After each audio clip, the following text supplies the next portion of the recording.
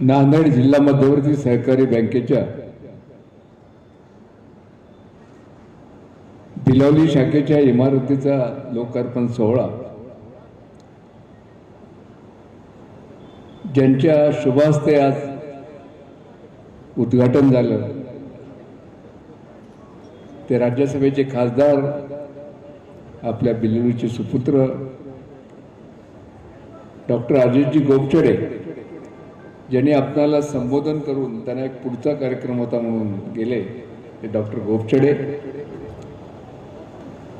बँकेचे आमचे तरुण तडफदार उपाध्यक्ष माजी आमदार हनुमंतराव पाटील बेटमुगरेकर. ते तरुण दिसतात पण तसं फार तरुण नाहीत बरं. घरामध्ये सून आलेली आहे आता त्यामुळे पण दिसत नाही. व्यासपीठावर उपस्थित असलेले आमचे ज्येष्ठ संचालक गोविंदरावजी पाटील नागेलीकर, बँकेचे संचालक शिवरामजी लुटे, श्याम कदम, नरसिंह सहकारी सूतगिरणीचे उपाध्यक्ष बाळासाहेब पाटील, आमचे मित्र आमचे सहकारी बिलोली नगरीचे माजी अध्यक्ष यादवरावजी तुडमे,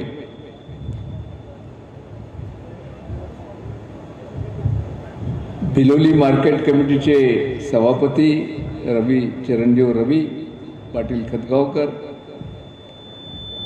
कोंडलवाडीचे सभापती श्रीमान बाबारावजी भाले,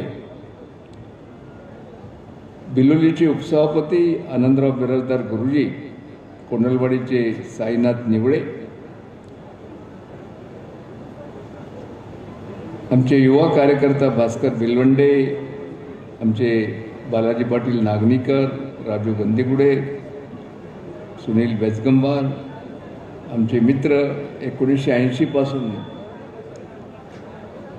जे आमच्या बरोबर काम करतात ते आमचे डॉक्टर कासराळीकर, आमच्या कासराळीचे पोलीस पाटील, माजी पंचायत समिती सदस्य शंकररावजी काळे, आमचे तालुका बीजेपीचे अध्यक्ष चंद्रकांत पाटील सावळीकर, माजी मार्केट कमिटीचे सभापती शांतेश्वर पाटील,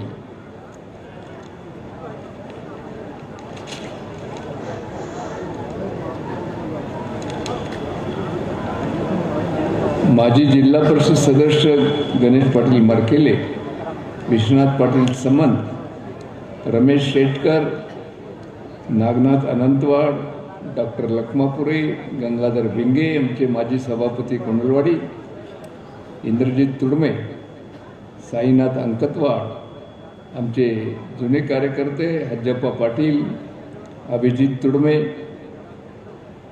कुमारी श्रुती तुडमे, वलिउद्दीन फारुकी, मारुती कोटलावार, आमचे मोहनरावजी जाधव बडूरकर, गंगाधर नरवाडे, गोविंद बद्देवाड, शेख वजीद, संतोष पुयड, नागनाथ पाटील आमचे मासनूरकर, एन डी पवार, आमच्या बँकेचे कार्यकारी संचालक डॉक्टर अजय कदम, आमच्या कॅडरचे श्रीमान गव्हाणे, गट सेवाचे जिल्हाध्यक्ष आमचे सुभाष थडके, उपसरव्यवस्थापक MT Shinde, senior inspector Anandrao More आणि या बँकेच्या शाखेचे अध्यक्ष शिवराज पाटील ज्यांनी अतिशय सुंदर असं सूत्रसंचलन केलं ते आमचे प्रोफेसर गोपाळ चौधरी, मोठ्या संख्येनं उपस्थित असलेले तालुक्यातील सर्व सेवा सहकारी सोसायटीचे चेअरमन, सेवा सहकारी सोसायटीचे संचालक, आमचे पत्रकार मित्र, इलेक्ट्रॉनिक मीडियाचे आमचे सहकारी, उपस्थित बंधू आणि भगिनी,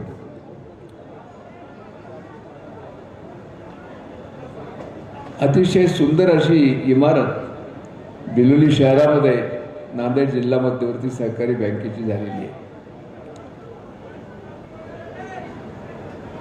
आमच्या कार्यकारी संचालकाने अतिशय विस्तारामध्ये बँकेच्या प्रगतीचा अहवाल आपल्यासमोर ठेवला. मी त्याच्या विस्तारामध्ये जाणार नाही. पण मला सांगायला अतिशय आनंद आहे की गेल्या 2-2.5 वर्षामध्ये जी बँक गेल्या 29 वर्षापासून तोट्यामध्ये होती ती बँक आपण नफ्यामध्ये आणू शकतो. आणि हे काम करण्यामध्ये मला माझ्या उपाध्यक्ष असतील सर्व संचालकांचं सहकार्य मिळालं आणि विशेष करून कर्मचारी मित्र आणि आमचे गट सचिव यांचंही फार मोठं सहकार्य मिळालं. मी मागच्या कालच्या भोकरच्या सभेमध्येही म्हणालो, 2-2.5 वर्षापूर्वी जेव्हा बँकेच्या अध्यक्षाची निवड होती, गोविंदराव मी म्हणालो होतो की मला अध्यक्ष व्हायचं नाही, तुम्ही साक्षीदार आहात, हनुमंतरावही साक्षीदार आहात. पण राज्याचे माजी मुख्यमंत्री अशोकराव चव्हाण आणि सर्व संचालकांनी सांगितलं की दादा तुम्ही अध्यक्ष व्हा, कारण मला ह्या वयामध्ये ही जबाबदारी घ्यायची फार इच्छा नव्हती. मी तुम्हाला मग जबाबदारी मी घेतली आणि घेतल्यानंतर मी ठरवलं की ह्या बँकेला आपण प्रॉफिटमध्ये आणू. बँक मध्ये खूप अडचणीमध्ये आले होते, ज्याचा उल्लेख वृत्तपत्रातही आलेला आहे, मीही केलेला आहे. 2004 मध्ये ही बँक रिझर्व्ह बँकेच्या नियमाप्रमाणे दिवाळखोरीमध्ये निघाली होती जवळपास. तसं एक नोटीस बँकेला आली होती. मला मुद्दाम उल्लेख केला पाहिजे की त्यावेळेस नांदेड जिल्ह्याचे पालकमंत्री माननीय अशोकरावजी चव्हाण होते आणि राज्याचे मुख्यमंत्री आपले नेते स्वर्गीय विलासराव देशमुख होते. अशोकरावनी पालकमंत्री म्हणून आग्रही भूमिका घेतली आणि 120 कोटी रुपये राज्य शासनाचे कर्ज मंजूर केले. मंत्रिमंडळामध्ये जेव्हा विषय आला, मी त्यावेळेस नागपूरला होतो, इतर मंत्र्यांचं म्हणणं असं होतं की ही प्रथा चुकीची आहे, बँका लॉसमध्ये येतील आणि त्याला जर शासन भाग भांडवल देऊ लागलं तर भविष्य काळामध्ये आणखीन जास्त बँका लॉसमध्ये येतील. पण अशोकरावनं अतिशय खंबीर भूमिका घेतली आणि त्याला स्वर्गीय विलासराव देशमुखांनी साथ दिली आणि त्यावेळेस विलासराव देशमुखांनी 120 कोटी रुपये या बँकेला कर्ज म्हणून मंजूर केले. सुदैवानं 2008 मध्ये अशोकरावजी मुख्यमंत्री झाले आणि त्यांनी हे जे 120 कोटी होते त्याचं रूपांतर भाग भांडवलामध्ये केलं. त्यामुळं बँकेला प्रगती करायला वाव मिळाला.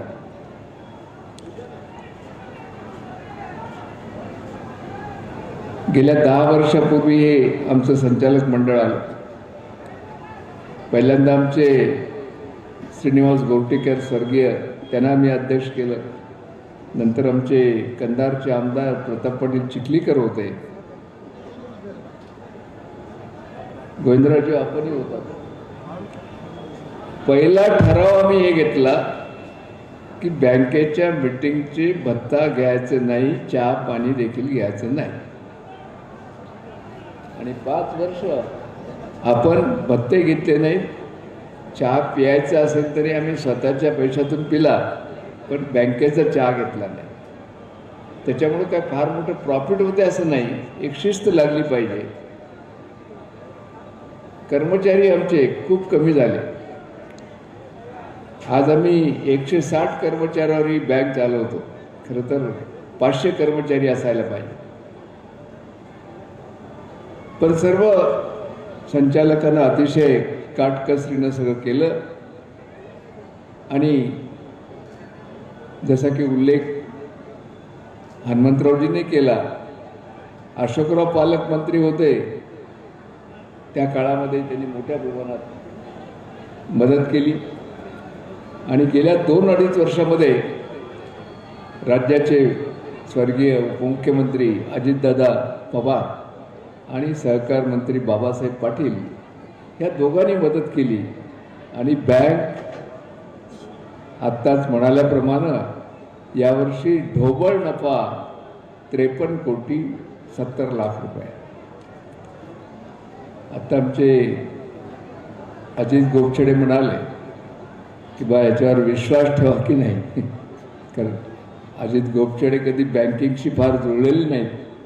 आमची जे हे प्रॉफिट आम्ही सांगतो याची बॅलन्स शीट एक रिझर्व्ह बँकेला जातं, ऑडिट होते. असं आपल्याला या बँकेमध्ये असं काही खोटा नफा दाखवता येत नाही. आणि अतिशय सुस्थितीमध्ये आता बँक आहे. आता इमारतच पहा ना, झाली की नाही सुंदर. आमच्या चेअरमन लोकांना आपली इमारत पसंत पडली की नाही, हात वर करा. पडली ना? हां. कारण मी आमच्या संचालकांना सांगितलं की बा मी चेअरमन आहे, माझ्या बिलोलीची इमारत तरी चांगली झाली पाहिजे. पूर्वीच्याच इमारतीला हनुमंतराव आपण रिनोव्हेट केलं आणि आज अतिशय सुंदर अशी इमारत बिलोली शहराच्या वास्तूमध्ये भर घालणारी, स्टेट बँक ऑफ इंडियापेक्षाही चांगली. स्टेट बँक ऑफ इंडिया तर अजूनही किरायाच्या जिच्यामध्ये आहे, आमच्या यादवरावकडे होती, आताही तिथेच आहे ना. तुमच्याकडे आहे की स्टेट बँक ऑफ इंडिया? अरे तुला तुमच्याच कॉम्प्लेक्समध्ये आहे ना स्टेट बँक ऑफ इंडिया. हां, स्टेट बँक ऑफ इंडियाची अजून स्वतःची इमारत नाही. अतिशय सुंदर इमारत झाली. बँकेच्या मार्फत पूर्वी आपण ट्रॅक्टर करत देत नव्हतो, संचालक मंडळानं भूमिका घेतली. यावर्षी आम्ही ट्रॅक्टर करत दिलेला आहे. गोल्ड लोन नव्हतं, आता आम्ही शेतकऱ्याला देखील सोनं तारणावर करत देतो. आमच्या संचालक मंडळाचा तर विचार आहे की भविष्यामध्ये शेतकऱ्याला देखील घर बांधण्यासाठी कर्ज दिलं पाहिजे. का म्हणजे कर्ज आले, आपण जसं कर्मचाऱ्याला कर्ज देतो घर बांधणीसाठी, तसं भविष्यामध्ये शेतकऱ्यालाही कर्ज घर बांधणीसाठी दिलं पाहिजे, असा आमचा विचार आहे. मी फार विस्तारामध्ये जाणार नाही, खूप वेळ झाला आहे. पण जेवणाची व्यवस्था आहे, काळजी करू नका. मलाही जेवायचं आहे, तुम्हालाही जेवायचं आहे मित्रांचं. म्हणून आता मला आनंद आहे की या बँकेला आपण नफ्यामध्ये आणू शकलो. बँकेच्या ठेवी वाढल्या, बँकेचं कर्ज वाटप वाढलं, NPA कमी झालं, अनिश तफावत कमी झाली आणि आज बँक अतिशय सुस्थितीमध्ये आहे. त्याचा मला आनंद आहे. या सगळ्या कामामध्ये आमच्या उपाध्यक्ष असतील, आमचे सहकारी संचालक असतील, त्या सर्वांचं खूप मोठं सहकार्य मला मिळालं. आणि विशेष म्हणजे मी नेहमी उल्लेख करतो की आमचे गटसचिव आणि बँकेचे जे कर्मचारी आहेत त्यांनीही आम्हाला खूप मोठं सहकार्य केलं. परवा जेव्हा कर्जमाफीचा विषय आला, आपल्याला माहीत आहे की शासन एखादा निर्णय घेतलं की त्यांना 15 दिवसाच्या आत सगळी माहिती द्यावी लागते. हनुमंतराव आपल्या गटसचिवांनी आणि बँकेच्या कर्मचाऱ्यांनी आमचे MD अजय कदम यांच्या नेतृत्वाखाली दिवस रात्र काम केलं आणि 15 दिवसामध्ये गव्हर्नमेंटला जी काही माहिती लागत होती दिली आणि आज मोठ्या प्रमाणात शेतकऱ्यांचं कर्ज माफ झालेलं आहे. हनुमंतराव म्हणाले आता निवडणूक आहे,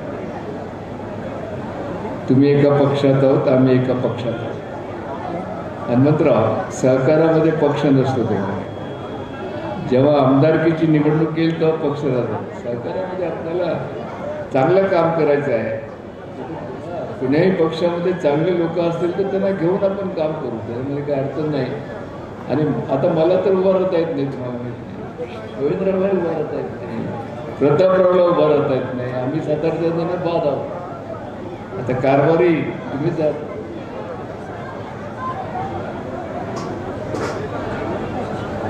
तुमचं रवींद्र चव्हाणचा तर विषयच नाही, बच्चेच आहेत तुमचे, जावाई आहेत. तसं माजी मुख्यमंत्री अशोकराव चव्हाण आज जरी वेगळ्या पक्षामध्ये असले तर तुमचे गुरुच आहेत, ते तुम्हाला माहिती आहे. तुम्ही पक्षापेक्षा जे म्हणलात ना, व्यवस्थित प्लॅनिंग करा. आमचा काही फार मोठा रोल त्याच्यामध्ये राहणार नाही. आपण ज्या सुस्थितीमध्ये आता बँक आणली, रवींद्रराव ती वाढ झाली पाहिजे, त्या बँकेमध्ये अजून प्रगती झाली पाहिजे. आणि आता प्रगती होण्याला संधी आहे. NPA कमी झाला, प्रॉफिटमध्ये आहोत. माझं तर असं मत आहे गोविंदराव, येणाऱ्या 2 वर्षामध्ये नांदेड जिल्हा मध्यवर्ती सहकाराच्या मुख्य कार्यालयाची इमारत झाली पाहिजे.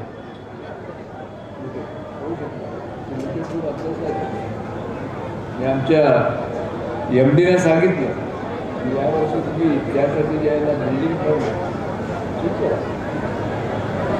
मला नांदेडची शाखा बांधायची आहे आणि आपल्याला भविष्यामध्ये येत्या 2-3 वर्षामध्ये सुंदर अशी हेड ऑफिसची इमारत झाली पाहिजे, अशी माझी स्वतःची धारणा आहे. म्हणून हनुमंतराव, तुम्ही पुढाकार घ्या. तुमच्याजवळ ते कला आहे, मी तुम्हाला सांगतो.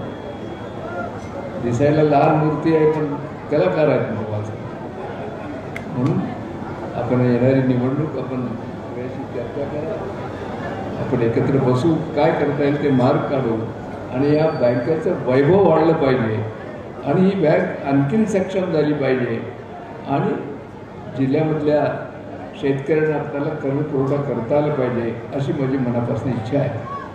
आमचे जे खासदार गोपछडे साहेब भाषण करून गेले, अतिशय सुंदर बोलले तुम्हाला, आणि मी पाहिलं त्यांच्या मनामध्ये एक तडप आहे की त्यांचे जवळपास केंद्र शासन असेल किंवा आज ते जुने असे BJPचे कार्यकर्ते असल्यामुळं त्यांचं वजन चांगलं आहे.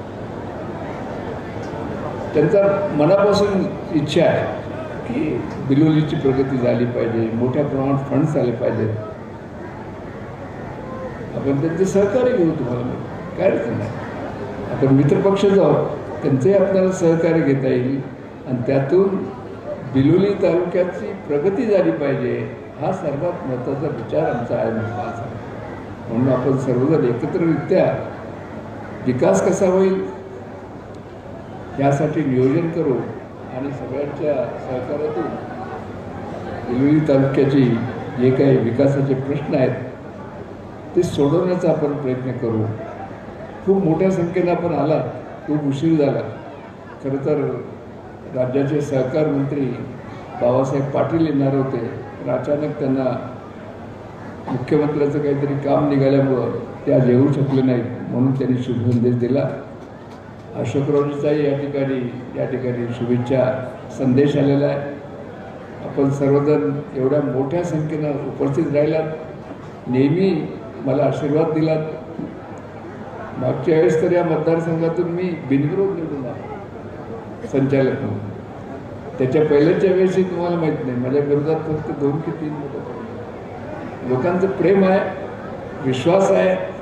त्या प्रेमाला, विश्वासाला पात्र राहण्याचा आपण प्रयत्न करूया आणि सर्वांच्या सामूहिक प्रयत्नातून बँकेची प्रगती करू आणि बिलोली तालुक्यातील शेतकऱ्यांचे प्रश्न आपण सोडू, असं मी या ठिकाणी आपल्या सर्वांना वचन देतो. आपण सर्वजण एवढ्या मोठ्या संख्येनं उपस्थित राहिलात त्याबद्दल आपल्या सर्वांचे पुन्हा एकदा आभार मानतो, रजा घेतो. जय हिंद, जय महाराष्ट्र. धन्यवाद मित्र.